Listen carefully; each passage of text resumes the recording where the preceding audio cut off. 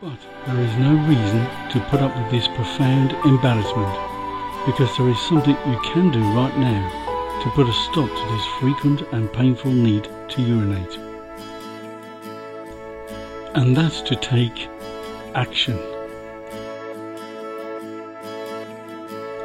Remember, you are not alone, because a large number of men and women, as they grow older, begin to experience the need to go to the toilet more often, about 6 to 8 times a day.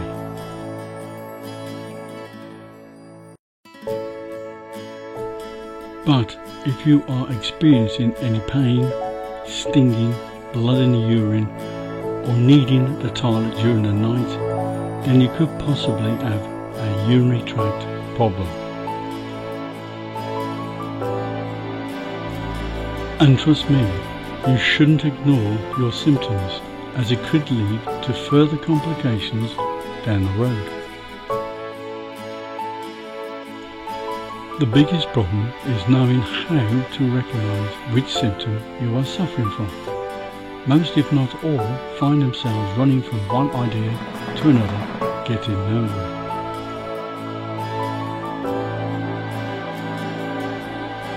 So what are you going to do about your problem?